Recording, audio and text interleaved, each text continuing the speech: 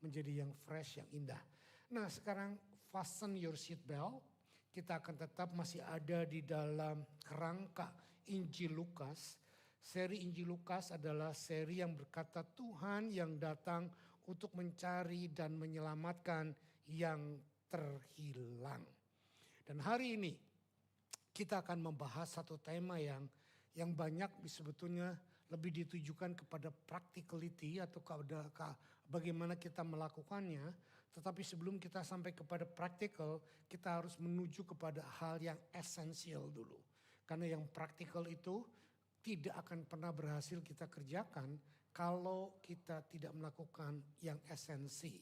Nah tugas hari ini, judul hari ini berbicara tentang bekerja, beristirahat, dan sabat. Dari judulnya kita sudah tahu bahwa kita akan membahas hal-hal yang bisa kita kerjakan dalam kehidupan kita, aktivitas dan dalam beristirahat dan sabat. Nah untuk itu kita baca sekarang dalam Injil Lukas, masih kecil ya hurufnya ya, nanti bisa digedein kok. Injil Lukas pasal yang ke-6 ayat 1 sampai 11. Yuk kita baca bareng-bareng. Saudara bisa baca kan yang di depan gede. Gede, yang di belakang masih kecil tapi gak apa-apa. Saya punya contekannya, bukan contekan aslinya malah. Oke. Yuk 2, 3.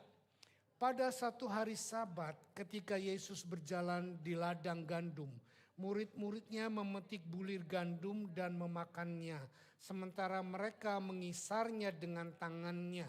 Tetapi beberapa orang Farisi berkata, "Mengapa kamu berbuat sesuatu yang tidak diperbolehkan pada hari Sabat?" Lalu Yesus menjawab mereka, "Tidakkah kamu baca apa yang dilakukan oleh Daud ketika ia dan mereka yang mengikutinya lapar? Bagaimana ia masuk ke dalam rumah Allah dan mengambil roti sajian, lalu memakannya dan memberikannya kepada pengikut-pengikutnya. Padahal roti itu tidak boleh dimakan kecuali oleh imam-imam." Kata Yesus lagi kepada mereka, "Anak manusia adalah Tuhan atas hari Sabat." Pada suatu hari, pada satu hari yang lain, Yesus masuk ke rumah ibadat lalu mengajar. Di situ ada seseorang yang mati tangan kanannya. Ahli-ahli Taurat dan seorang orang Farisi mengamat-ngamati Yesus. Kalau ia menyembuhkan orang pada hari Sabat supaya mereka dapat alasan untuk mempersalahkan dia. Tetapi ia mengetahui pikiran mereka lalu berkata kepada yang mati tangannya itu, "Bangunlah dan berdirilah." Di tengah-tengah mereka bangunlah, orang itu berdiri. Lalu Yesus berkata kepada mereka, "Aku bertanya kepada kamu, manakah yang diperbolehkan pada hari Sabat? Berbuat baik atau berbuat jahat? Menyelamatkan nyawa orang atau membinasakannya?" Sesudah itu ia memandang keliling kepada mereka semua, lalu berkata kepada orang sakit itu, "Ulurkanlah tanganmu." Orang itu berbuat demikian dan sembuhlah tangannya. Maka meluaplah amarah mereka, lalu mereka berunding apa yang akan mereka lakukan terhadap Yesus. Terima kasih buat pembacaan yang baik bersama. Nah sebelum saya mengupas, saya ingin bertanya dulu. Pernahkah saudara terfikir bahwa pekerjaan itu sesuatu yang sangat indah? Yes. Dan seringkali karena kita berpikir bahwa pekerjaan itu begitu indah dan begitu kita butuhkan. Nah seringkali ini menggeser sesuatu yang lain yang kita juga tidak kalah membutuhkannya. Yaitu istirahat dan sabat. Dan hari ini kita akan belajar bagaimana melihat antara melakukan pekerjaan, beristirahat, dan sabat. Nah ada banyak orang berkata istirahat dan sabat itu identikal. Tetapi kita akan lihat dua-duanya berbeda. Nah itu sebabnya kita mau belajar bagaimana sih yang sebetulnya yang Tuhan mau dalam hidup kita. Supaya kita betul-betul bekerja, beristirahat, dan melakukan firman Tuhan yaitu sabat. Nah saudara yang saya kasih bahwa dalam pembicaraan ayat kita tadi kita melihat bahwa pada waktu Yesus berjalan dengan murid-muridnya, apa yang terjadi? Mereka melewati padang gandum. Lalu di padang gandum itu mereka mengambil bulir gandum dan mengiriknya dengan tangannya, melepaskan kulitnya dan memakan bulir gandum itu. Dan ternyata ahli-ahli Taurat, orang Farisi melihat itu. Dan pada waktu mereka melihat, mereka langsung menuduh Yesus dan murid-muridnya melanggar hukum Taurat. Yaitu mereka melakukan pekerjaan pada hari Sabat. Nah, kita lihat ahli-ahli Taurat berkata bahwa Yesus melanggar. Itu dari mana? Ada tertera di dalam hukum Taurat yang dari kitab Keluaran pasal 20 ayat 8 sampai 11. Yuk kita baca 2, 3. Ingatlah dan kuduskanlah hari Sabat. 6 hari lamanya engkau akan bekerja dan melakukan segala pekerjaanmu. Setiap hari ketujuh adalah hari Sabat Tuhan Allahmu. Maka jangan melakukan sesuatu pekerjaan. Engkau dan anakmu laki-laki atau anakmu perempuan atau hambamu laki-laki atau hambamu perempuan atau hewanmu atau orang asing yang di tempat kediamanmu. Sebab 6 hari lamanya Tuhan menjadikan langit dan bumi, laut dan segala isinya, dan ia berhenti pada hari ketujuh. Itulah sebabnya Tuhan memberkati hari Sabat dan yang menguduskannya. Nah, saudara yang saya kasihi, ada banyak orang dididik, kamu harus bekerja, kamu harus melakukan sesuatu, kamu harus menjadi breadwinner dan harus begini, harus begitu. Nah, tapi juga banyak di antara kita yang sekarang ini ada, mungkin sedang bergumul. Bagaimana aku dapat pekerjaan karena mungkin aku sedang kena redundancy. Bagaimana aku dapat mencari pekerjaan tambahan supaya aku dapat extra income yang cukup. Karena sekarang incomeku sedang menurun, sedang berkurang. Ada banyak orang yang membutuhkan 2-3 pekerjaan untuk menutupi kebutuhannya. Nah, dalam keadaan apapun kita melihat sekarang bagaimana kita bisa memanage pekerjaan, Sabat, dan istirahat. Nah, untuk itu saya membagi kita khotbah ini untuk 3 poin. Pertama, mengapa kita perlu Sabat? Kedua, bagaimana cara kita mendapatkan Sabat? Yang ketiga, bagaimana kita melakukan hari Sabat? Nah, ini poin yang cukup krusial. Nah, sekarang masuk kepada poin yang pertama. Kok nggak jalan? Ya, mengapa kita perlu hari Sabat? Nah, pada waktu kita baca tadi, saya sudah jelaskan bahwa Yesus dan anak-anak muridnya lewat padang dan memetik gandum dan menggeseknya dan memakannya. Nah, itu dinilai melakukan pekerjaan pada waktu hari Sabat. Dan menurut hukum halakah, namanya hukum Taurat halakah, yaitu ada 39 bentuk pekerjaan yang tidak diperbolehkan pada waktu hari Sabat.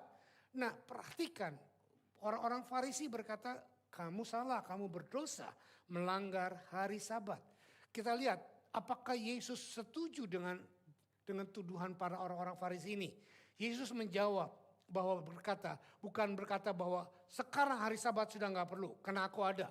Sekarang hari Sabat sudah tidak dibutuhkan, itu juga tidak dikatakan.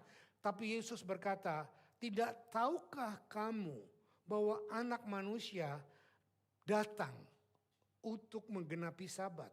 Aku adalah Tuhan pada waktu hari Sabat. Jadi seringkali kita orang-orang perjanjian baru yang hidup sekarang, kita berpikir Sabat sudah tidak perlu, Sabat sudah tidak dibutuhkan. Kan itu perjanjian lama, kita hidup dalam kasih karunia, Sabat tidak ada lagi. Tetapi dari jawaban Yesus kepada orang-orang Farisi, kepada ahli Taurat, dia tidak berkata Sabat sudah nggak perlu, buat apa lagi?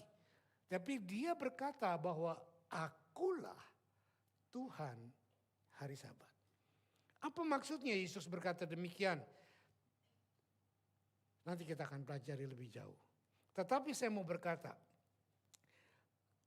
banyak kita sekarang ini hidup dalam sebuah culture, budaya yang sangat workaholic. Betul?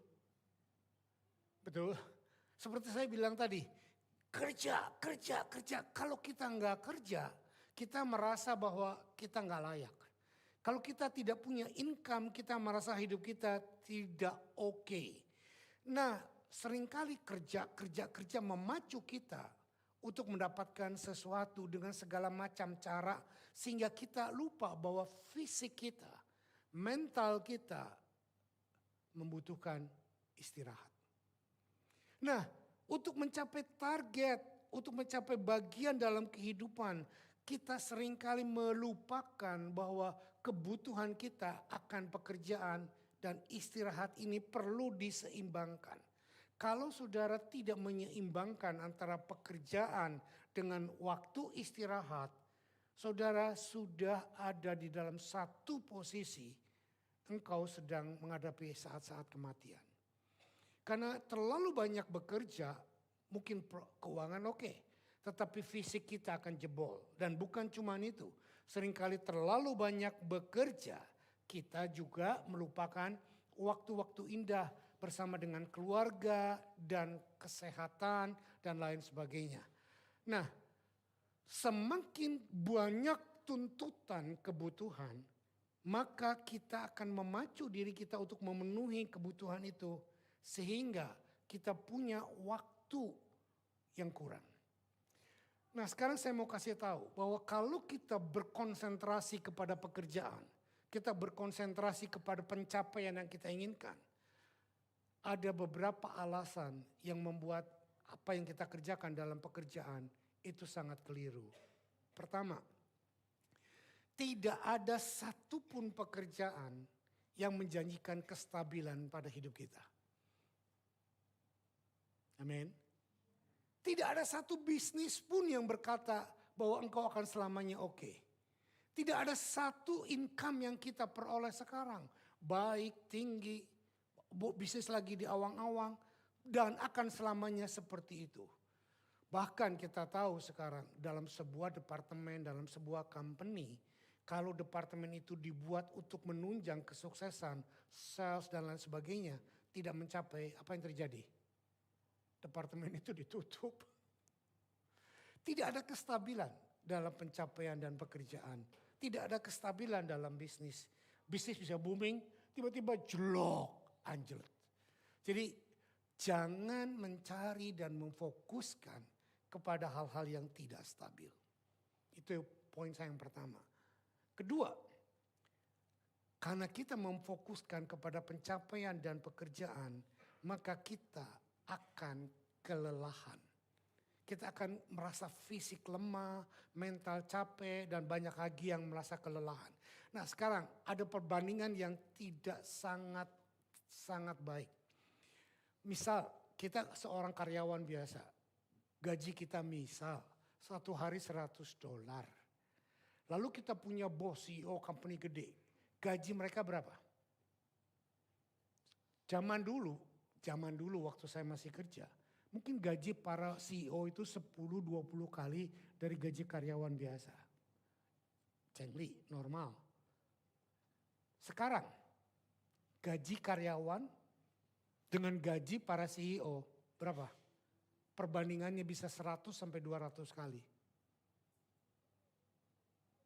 Nah, saudara bilang itu sebabnya Pak, maka saya harus jadi CEO. Saya harus mencapai puncak yang tertinggi. Nah, sekarang saya tunjukkan yang jadi CEO, jadi manager, director dan lain sebagainya. Mereka akan kelelahan. Kenapa? Karena mereka dipacu untuk berprestasi, untuk solve the problem, untuk naikkan revenue dan lain sebagainya. Kalau mereka tidak berhasil, akan ada banyak orang yang sanggup menggantikan posisi mereka. So, they are tired. Secara kejiwaan, secara pikiran, secara fisik dia tired. Sementara kita yang di bawah dengan bukan relax. Dengan gaji yang seperti itu, saudara lihat nanti kebutuhan hidup kita semakin naik. Anak semakin gede, masuk kuliah, butuh ini, butuh itu. Dan apa yang terjadi? Kita cari kerjaan, dua gak cukup, tiga gak cukup dan seterusnya. Apa yang terjadi? Kelelahan. Kita kekurangan waktu untuk menganggap diri kita sendiri. Yang saya katakan tadi, memanage waktu antara pekerjaan dan istirahat adalah antara hidup dan mati.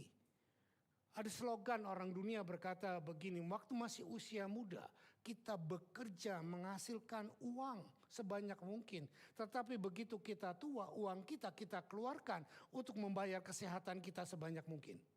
Ya inilah terjadi, jadi akhirnya kita mengalami kelelahan. Kita mengalami banyak hal yang kita pikir dalam skala-skala tertentu itu oke. Tapi ternyata tidak. Sekarang poin saya yang ketiga apa? Teknologi. Coba keluarkan HP-mu, jangan dilihat, cuman keluarkan doang.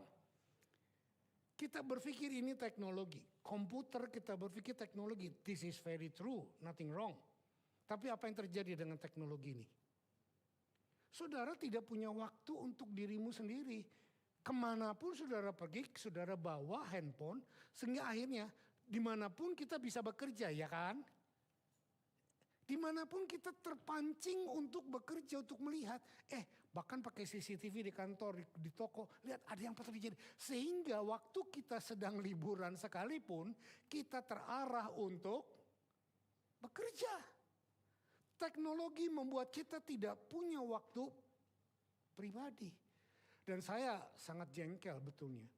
Apalagi kalau ngeliat orang-orang di jalan. Nyebrang jalan, di pinggir jalan pakai handphone. Saya pikir Masya Allah, dia sedang ngurusin kontrak $1 juta kah?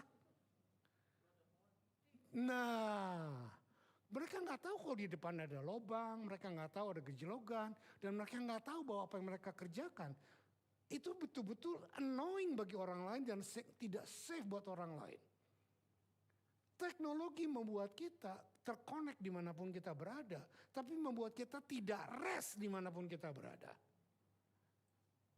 Yang keempat, nah ini tekanan psikologis sosial yang menjadi semakin hari semakin menekan kita untuk memacu kita lebih berprestasi, lebih hebat, lebih pencapaian. Belum pernah ada tekanan seperti sekarang ini. Kita melihat, tuh teman kita kerja baru aja berapa bulan atau baru berapa tahun dia sudah beli rumah baru. Lalu mana? Jadi komparatif dan tekanan psikologis itu membuat kita bukan cuman tidak bisa istirahat, tapi juga kita tidak bisa memiliki betul-betul ketenangan dalam batin kita. 4 poin ini memacu kita untuk terus hidup dalam kehidupan yang diklasifikasikan oleh orang-orang yang tidak mengenal Tuhan. Sementara kita yang mengenal Tuhan, kita lupa akan standar apa itu hari Sabat. Seorang filsuf terkenal dari, saya lupa dari mana, namanya adalah Judith Shulevitch. Dari namanya kita bisa lihat dia golongan orang-orang yang dari Eropa Timur sana. Yuk kita baca bareng, 2, 3. Sabat yang murni bukan hanya pekerjaan berat yang berganti menjadi perayaan, pertemuan keluarga dan ibadah. Tetapi mesin pekerjaan otak juga berhenti dan mengaktifkan bisikan hati nurani yang murni untuk melakukan introspeksi keadaan pikiran dan jiwa kita. Nah, para orang-orang agamawi, saudara yang pernah dan beberapa orang pernah ikut ke Israel, Sam sama Leni pernah. Kita tahu, apalagi Serifina udah berapa kali ikut.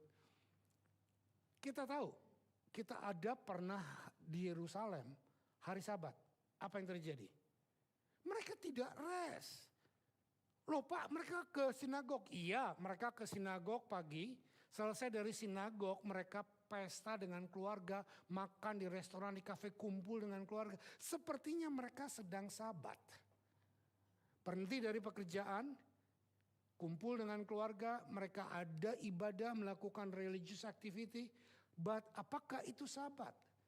Poin terakhir, kalimat terakhir dari Yudit ini berkata, mengaktifkan bisikan hati nurani yang murni untuk melakukan introspeksi keadaan pikiran dan jiwa kita. This is essential dari Sabat. Mengaktifkan hati nurani yang murni, kontemplatif, introspektif ke dalam, untuk kita bisa menghayati rest atau Sabat. Banyak orang berkata istirahat adalah tidur. Which is nggak salah kalau pengertiannya seperti itu. Kita bisa tidur, bisa istirahat kalau kelelahan kita cuma fisik. Dan dokter, para ahli tidur berkata bahwa kita membutuhkan tidur 7-8 jam sehari. Tetapi saya mau tanya, saudara sudah tidur 7-8 jam, tapi besok bangun pagi, mata saudara merah, badan saudara lelah, keringetan. Siapa yang sering merasakan itu? Gak ada orang di sini. Ini patung semua ya. Saya tanya, jangan takut. Kita udah istirahat, kita udah tidur.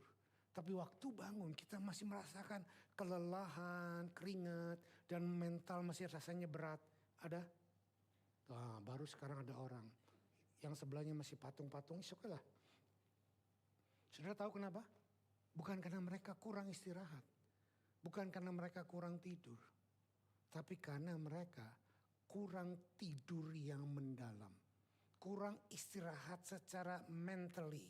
Dan tidur yang mendalam ini dalam bahasa kerennya deep sleep. Itu bahasa keren yang modern. Tapi bahasa medisnya adalah REM. Coba injek REM. Kik gitu loh. REM. Rapid Eye Movement. Nah ini yang jarang kita nikmati dalam istirahat yang benar. Sehingga akhirnya sekarang hormon melatonin banyak dijual dan laku. Karena hormon melatonin mengaktifkan hormon dalam diri kita yang adalah hormon melatonin.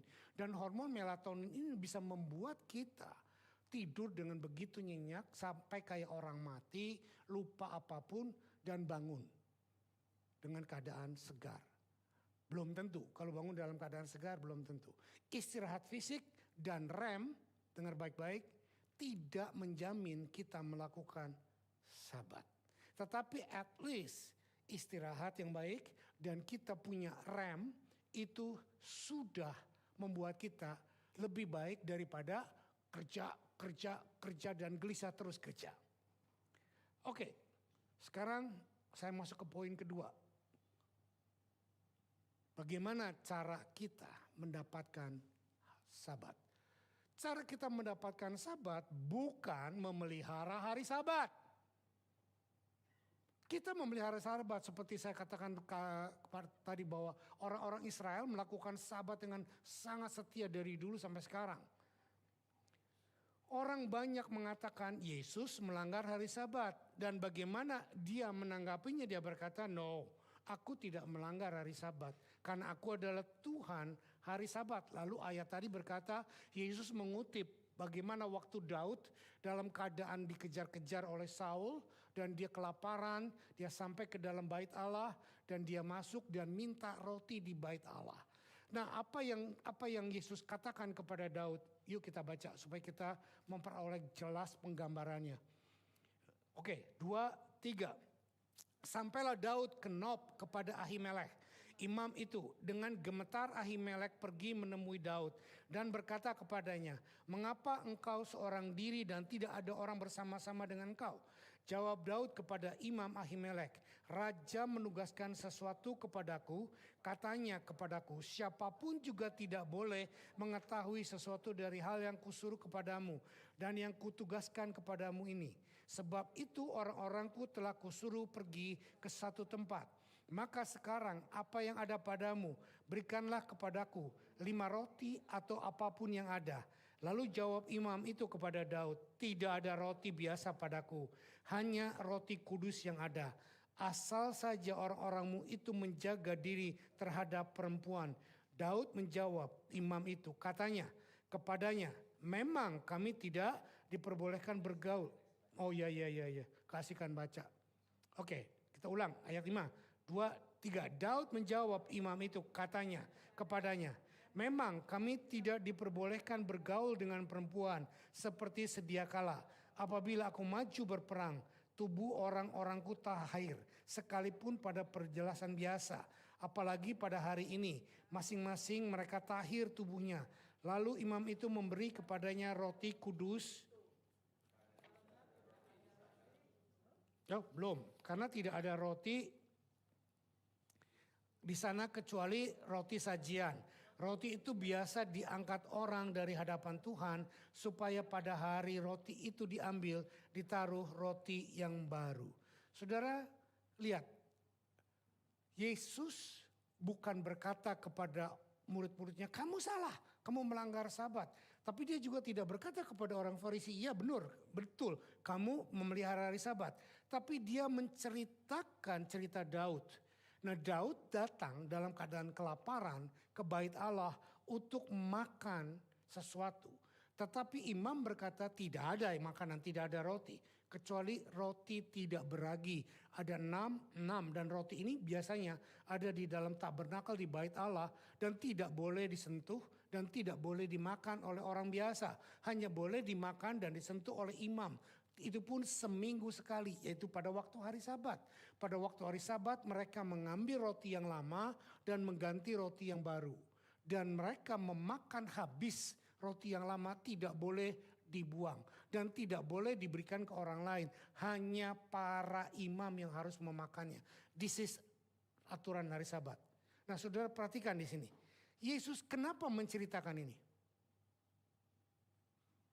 Untuk menjawab pertanyaan atau tuduhan orang-orang Farisi.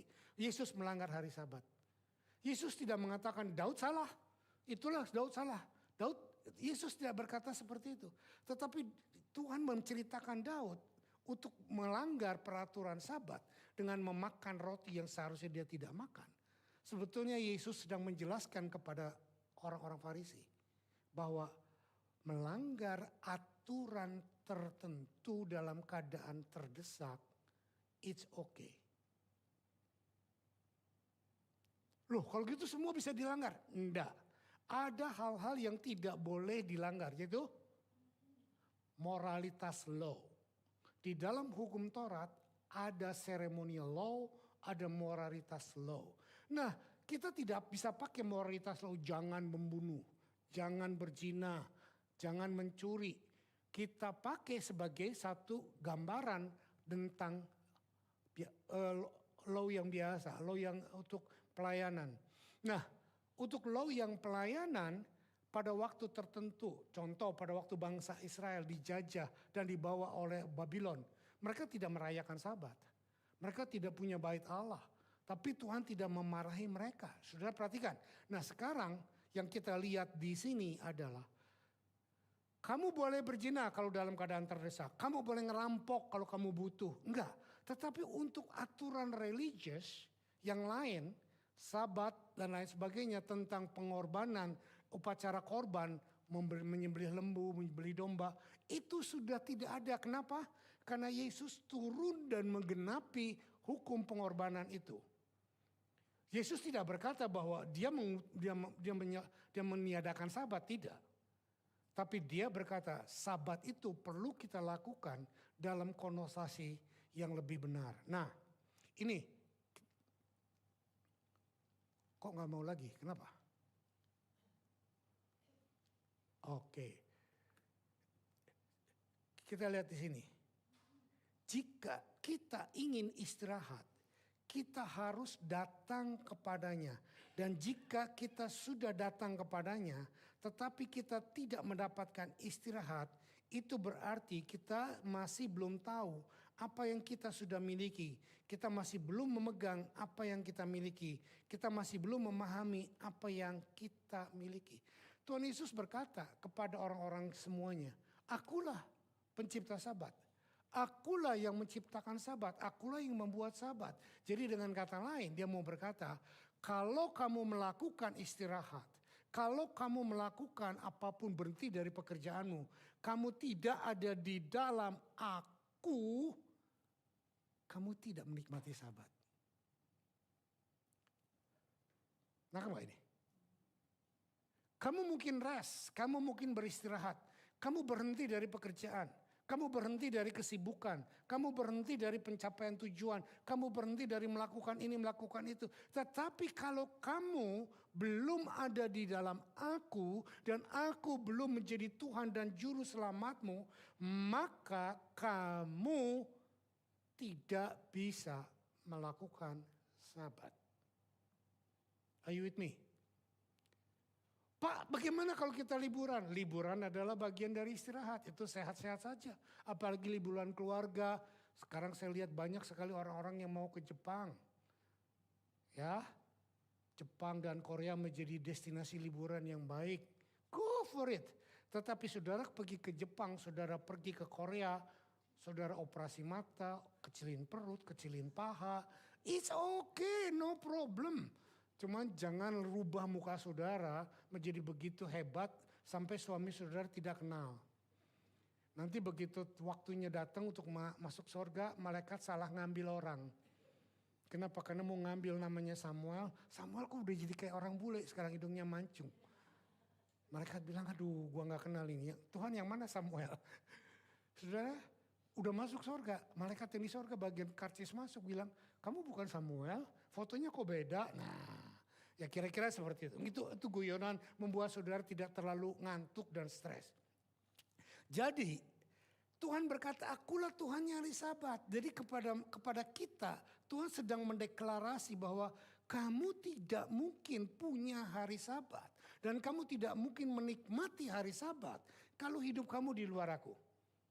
Nah, apa itu kekristenan? Nah, kekristenan itu adalah sesuatu yang kita terima dari Tuhan. Nah, untuk kita bisa melihat siapa sih yang pertama kali berkata aku istirahat? Allah di surga. Oke, kita lihat ayatnya sekarang untuk membuat saudara yakin.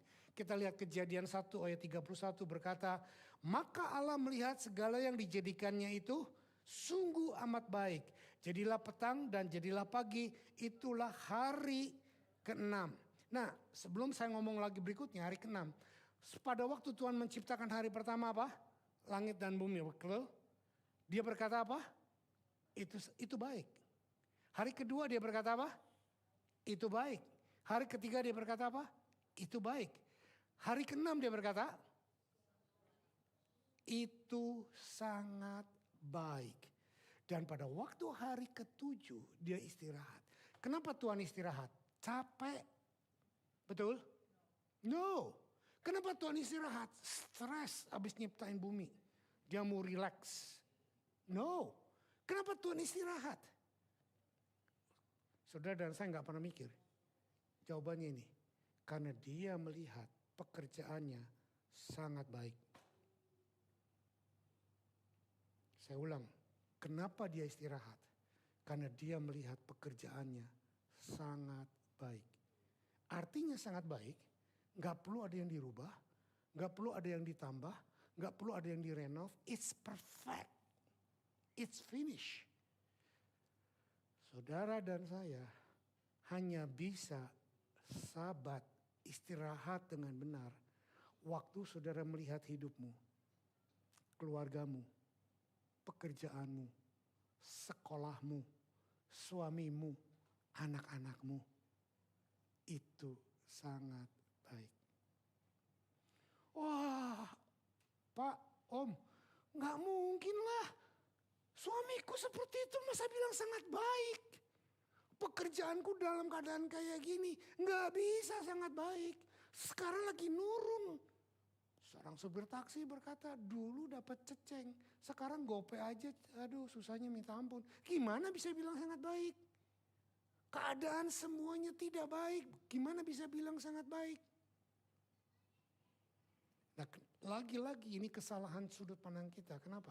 Karena kita melihat realita, kenyataan, dan kita ambil itu menjadi satu kebenaran dalam hidup kita. Yang saya katakan tadi, Yesus, Bapa di sorga melihat pekerjaannya sangat baik, sempurna. Oke. Adam jatuh dalam dosa gak? Jatuh, betul? Adam jatuh dalam dosa. Makanya kita hidup menderita. Kita mengalami lembah-lembah kekelaman. Kita mengalami persoalan. Tetapi waktu Yesus turun ke dunia, apa yang dia lakukan? Dia korbankan dirinya, dia mati di atas kayu salib, dia curahkan darahnya. Apa yang terjadi? Di atas kayu salib dia bilang apa? It is finished. Kata it is finished dari Tuhan Yesus di atas kayu salib adalah peneguhan sangat baik oleh Bapa di sorga kepada ciptaannya di muka bumi. Jadi kalau saudara melihat, aduh anak-anakku masih gak karuan. Aduh suamiku masih gak lupa pulang ke rumah. Aduh istriku masih terlalu banyak shoppingnya. Aduh anak-anakku masih beginian. Saudara, bagaimana aku bisa melihat itu baik Om? Bagaimana aku bisa melihat itu sangat baik Pak? Jangan melihat kenyataan yang sedang kau lihat. Tapi lihatlah dengan kacamata iman bahwa apa yang terjadi dalam hidupmu sudah diambil oleh Tuhan. Dan lihat bagaimana Tuhan yang berkata finish. Are you with me? Kejadian 2 ayat 1-3 berkata demikian. Demikianlah diselesaikannya langit dan bumi dan segala isinya. Ketika Allah pada hari ke-7 telah menyelesaikan pekerjaan yang dibuatnya itu, berhentilah dia pada hari ke-7 dan dari segala pekerjaannya yang telah dibuatnya itu. Lalu Allah memberkati hari ke-7 itu dan menguduskannya, karena pada hari itulah ia berhenti dari segala pekerjaan penciptaan yang telah dibuatnya itu. Allah menciptakan segala sesuatu dan dia melihatnya baik. Tetapi pada waktu semuanya sudah dia ciptakan pada hari ke-6 terakhir. Dia berkata itu sangat baik. Siapa di sini yang sudah diselamatkan, ditebus oleh Tuhan Yesus? Bisa gak kita melihat diri kita sangat baik? Halo? Enggak Pak, saya masih gini, saya masih gitu. That's okay. Kenapa saya katakan oke? Karena kita sedang dalam proses untuk dijadikan baik. Tetapi proses untuk menjadi baik itu sudah dilakukan oleh Tuhan Yesus di atas kayu salib 2000 tahun yang lalu. Saudara mengerti bahwa tujuan Tuhan mati buat kita adalah bukan cuma membawa kita nanti hidup kekekalan di sorga, bukan. Tetapi dalam proses di dunia ini, kita diperhadapkan untuk bisa melakukan apa yang Tuhan Yesus lakukan. Dan kita bisa melakukan itu kalau kita bisa rest dan sabat di dalam Tuhan.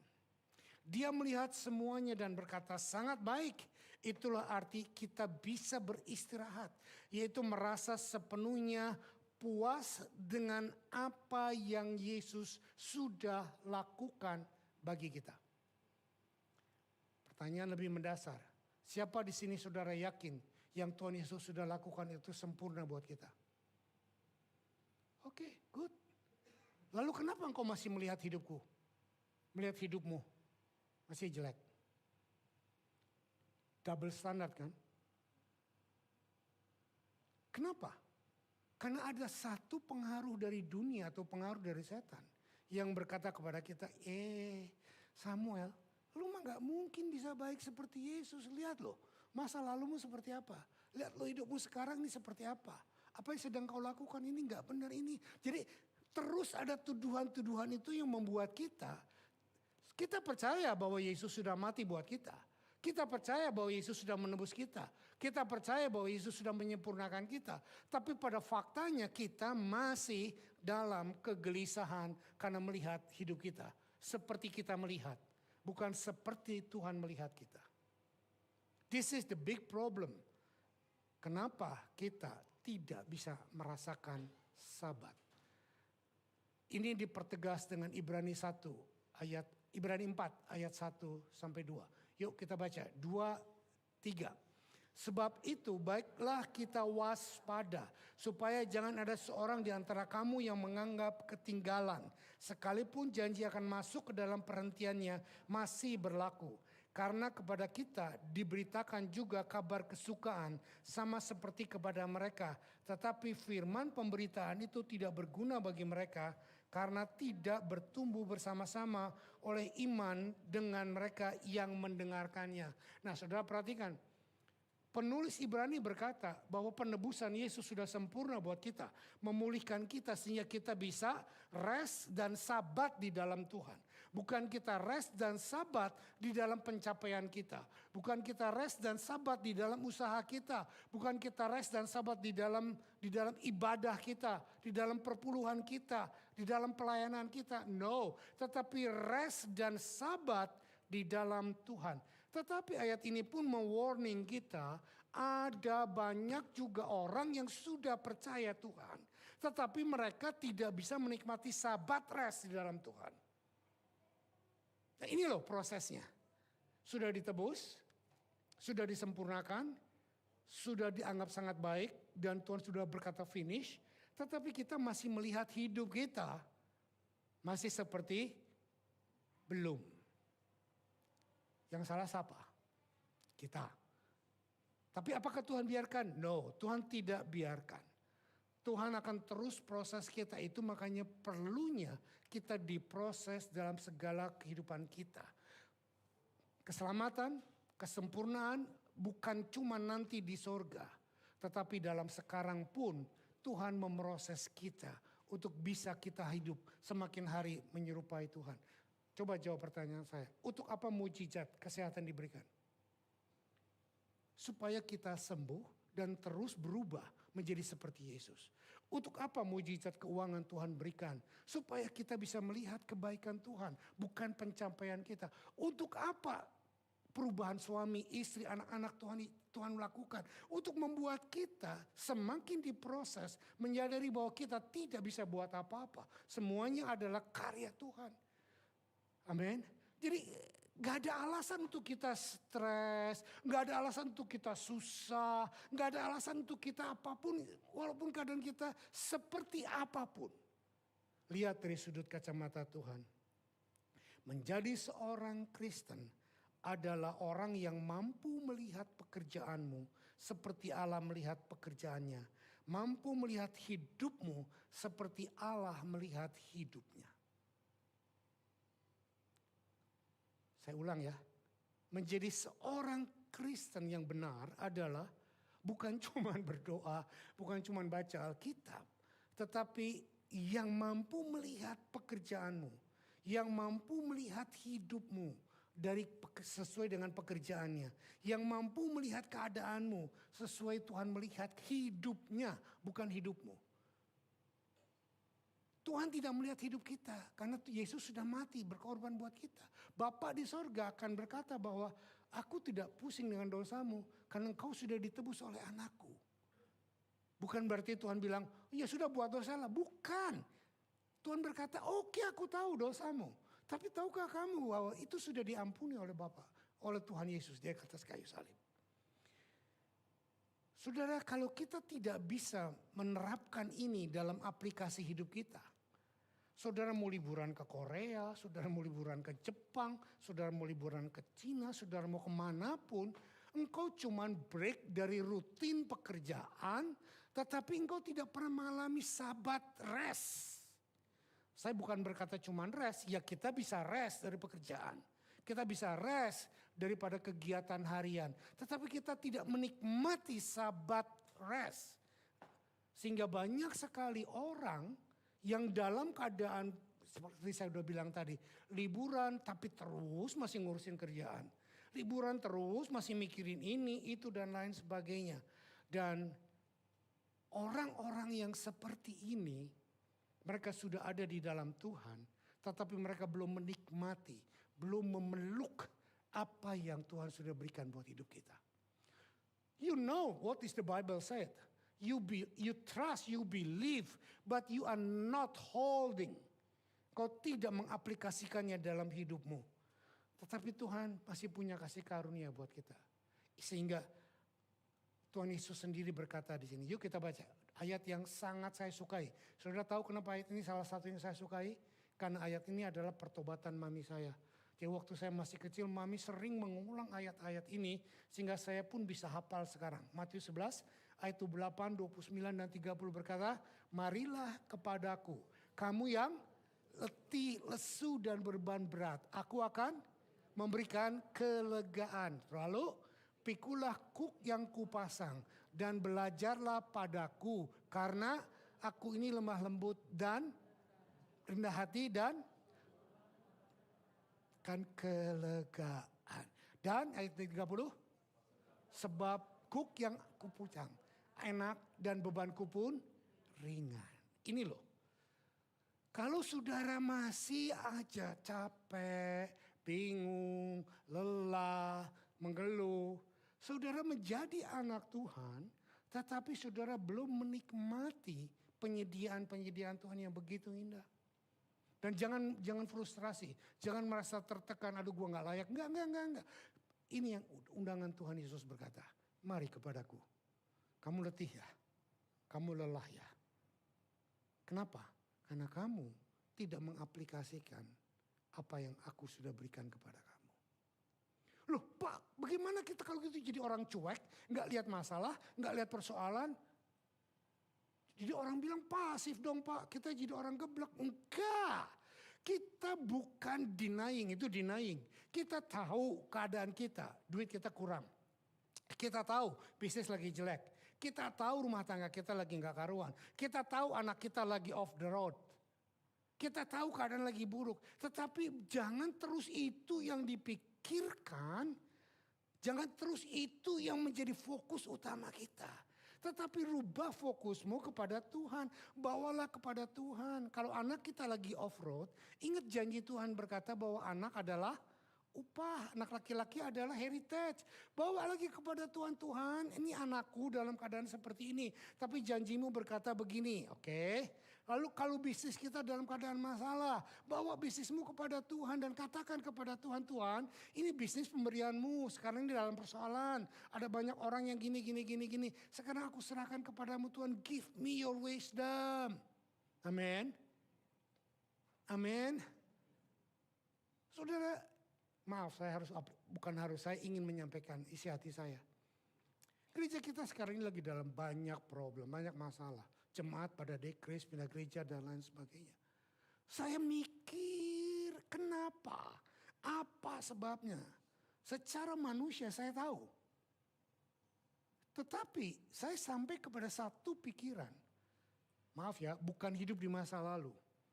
Tapi waktu kita awal-awal punya gereja di City. Apa yang saya lakukan? Jauh lebih sedikit daripada yang saya lakukan sekarang. Saya waktu itu pengertian firman masih limited. Doa masih biasa-biasa dan lain sebagainya. Saudara, tapi yang Tuhan berkati apa? Keuangan melimpah, jemaat melimpah, sampai 1.000 orang lebih. Nah ini trigger saya something. Apa yang aku lakukan? Gak ada, karena itu pemberian dari Tuhan. Dan sekarang kalau dalam kekurangan seperti ini, aku bersungut-sungut, aku mengeluh sama Tuhan, berarti aku gak mau terima dong apa yang Tuhan sedang proses dalam hidupku. Oh Pak, mungkin Bapak banyak salah, yes. Oh Pak, mungkin banyak berdosa, yes. Oh Pak, Bapak mungkin begini, yes. Tetapi saya mau tanya, apakah waktu zaman awal-awal gereja saya gak kurang berdosa? Halo? Ini gak usah cerita orang lain, cerita diri saya sendiri aja. Karena kalau cerita orang lain nanti saudara tersinggung. Ini cerita diri saya aja. Apa saya keadaan sekarang saya ini lebih benar? Iya apa lebih benar daripada, lebih jelek daripada dulu? Saya boleh menjawab enggak. Dulu saya puasa 3 tahun setengah. Sekarang boro-boro 3 tahun setengah. Saya pernah puasa waktu COVID 3 bulan setengah. Jauh kan, domplang. Saudara, lihat apa yang sedang kita hadapi. Kejelekan, keburukan, kekurangan, lembah-lembah. Itu diizinkan Tuhan untuk membuat kita lebih dewasa. Lagu tadi itu memberkati saya, melel saya. Melel saya, sekalipun gunung tidak beranjak. Apakah engkau masih mau tetap percaya kepadaku? Sekalipun persoalan belum selesai, apakah engkau masih mau berharap kepadaku? Marilah kepadaku. Kamu capek, kamu lelah, kamu letih, kamu lesu. Nah, tapi apa respon orang-orang beragama? Orang-orang beragama berkata seperti ini. Udah habis ya? Tinggal 2 menit, oke. Mudah-mudahan selesai. Yesaya 57 ayat 20 sampai 21. Tetapi orang-orang fasik adalah seperti laut yang berombak-ombak. Sebab tidak dapat tenang. Dan arusnya menimbulkan sampah dan lumpur. Tiada damai bagi orang-orang fasik itu. Firman Allahku, Yesus tidak pernah meronta-ronta dan berteriak-teriak. Dia menangis di atas kayu salib. Dia tenang dan berserah penuh kepada kehendak Sang Bapa. Saudara, perhatikan. Siapa yang suka tidak tenang?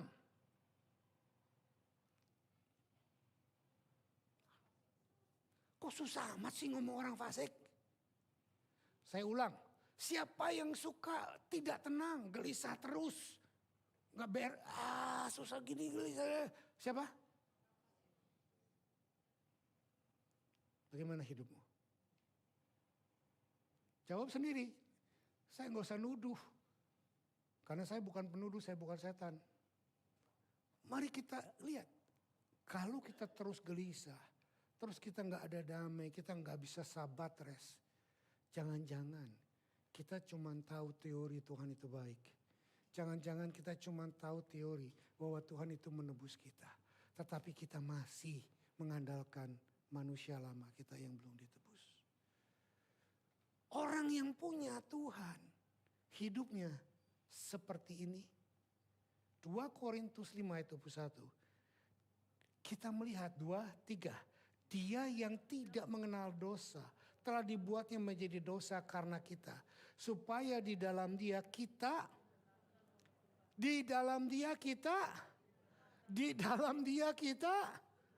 bukan karena kita yang benar. Bukan karena puasa kita, bukan karena doa kita makin panjang. Bukan karena ibadah kita makin banyak. Bukan karena perpuluhan kita makin banyak. Tapi karena kita di dalam dia. Nah pada waktu kita di dalam dia bukan berarti kita sudah lepas dari masalah. Biarpun gunung belum beranjak, biarpun problem masih ada, biarpun penyakit masih ada. Biarpun masalah belum selesai, tapi kita melihat itu sudah selesai di dalam dia. Amin. Di dalam dia. Menjadi orang Kristen, yuk kita baca 2, 3. Menjadi Kristen berarti orang itu tidak bergantung pada perbuatanku, tetapi padanya.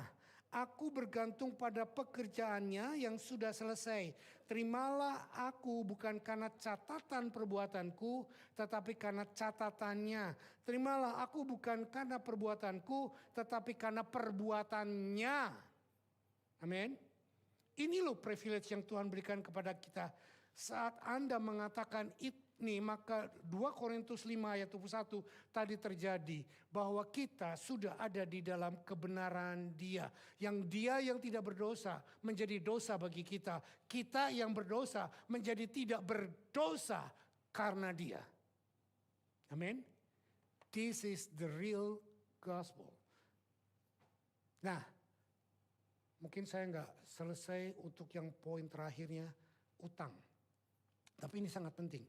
Saya akan cerita satu kisah nyata. Kesaksian seseorang yang pernah hidup dan pernah mencapai prestasi yang terbesar. Kalau saya sebut namanya, beberapa orang saudara tahu namanya Eric Liddell. Siapa yang pernah dengar? Nggak ada. Iya. Saya salah duga lagi-lagi. Siapa Eric Liddell? Atau saya sebut satu karya film yang terbagus, salah satu yang dapat Oscar. Namanya Chariot of Fire. Tahu? Juga nggak tahu. Haleluya. Kita hidup dalam beda zaman. Oke, saya ceritakan. Eric Liddell adalah seorang Scottish yang lahir di China, di Nanjing, Tianjin. Dan dia anak dari seorang misionaris Cina dari Britain. Dan dia seorang pelari cepat. Chariot of Fire makanya filmnya. Dan kisah hidupnya ini sangat memberkati. Saya ceritakan seperti ini. Dan dia termasuk kategori orang-orang yang bakal berlari dalam Olimpiade di kota Paris pada tahun 1924. Dan catatan rekor larinya dia selalu menang. Dan ada saingannya dia yang namanya Harold Abraham. Seorang Brighton juga tapi dari Jewish ancestry. Dari keturunan orang Yahudi. Dua ini mereka sering berlomba, sering sekali saling susul menyusul. Tetapi historical terbaik terakhir menunjukkan bahwa Harold Abraham tidak pernah menang dari Eric Liddell. Dan satu hari dalam perlombaan Paris tahun 2024, Olimpiade musim panas. Mereka datang dan mereka mau berlomba. Dan pada waktu acara dan sampai sekarang pun acara lari 100 meter itu menjadi maskot pelari di seluruh dunia. Seorang pelari pasti akan berusaha untuk mendapatkan itu. Dan Eric Liddell sudah mencatatkan rekornya pada waktu latihan bahwa dia selalu menang di atas siapapun. Dan tetapi pada waktu Olimpiade dilakukan pas hari Minggu. Nah, Eric ini sangat setia kepada Tuhan. Seorang Kristen yang memegang teguh Sabat.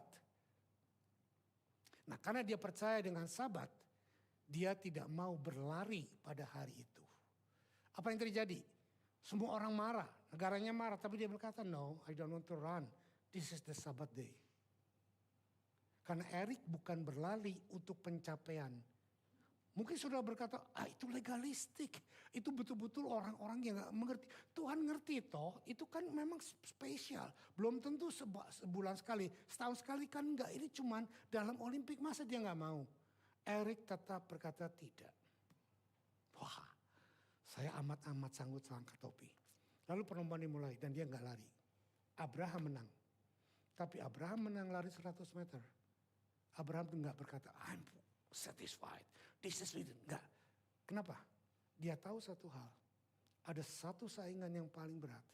Yang dia sebetulnya mau kalahkan. Tetapi dia gak bisa kalahkan karena orang ini gak lari.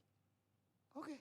Tidak ada kepuasan dalam diri Abraham. Kenapa? Karena dia tidak mencapai apa yang dia inginkan, tujuannya.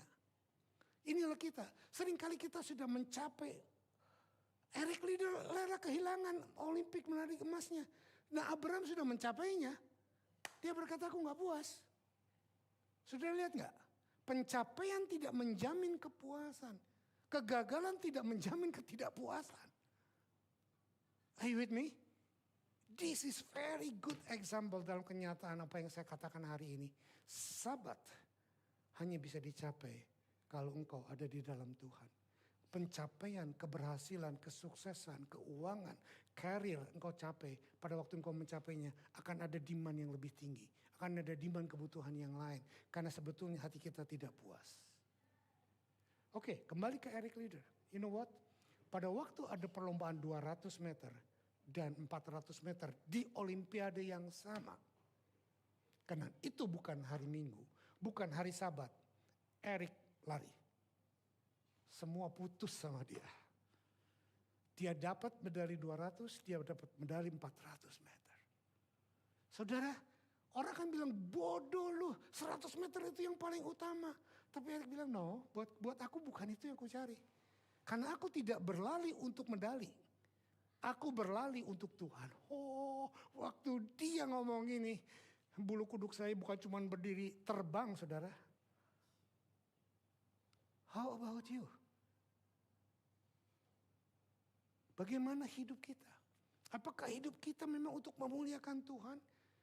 Kita melayani, main musik, khotbah, asyir. Untuk apa? Untuk supaya dilihat orang? Untuk supaya orang tahu aku punya Tuhan? No. Tapi untuk menunjukkan bahwa aku adalah anak Tuhan yang mencintai Tuhan. Bukan untuk prestasi, bukan untuk promosi, bukan untuk pencapaian. Tetapi untuk satu surrender kepada Tuhan. Saudara, Saya harus berhenti, kalau enggak saudara nanti enggak pulang nih. Tapi saya mau berkata, disiplin rohani, menerima Yesus sebagai Tuhan, itu adalah cakal bagal yang utama untuk kita bisa mengalami sabat rest di dalam Tuhan. Tanpa itu, kita tidak akan pernah bisa menikmati sabat rest.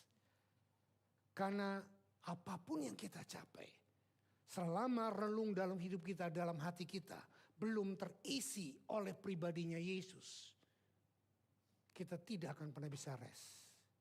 Kita akan selalu wandering, mencari. Dan hanya ada kepuasan di dalam Yesus. Di dalam Yesus sebagai Tuhan dan Juru Selamat kita secara pribadi. Saya akan bacakan ada beberapa hal bagaimana kita memperoleh sabat. Nomor 1, lakukan disiplin rohani.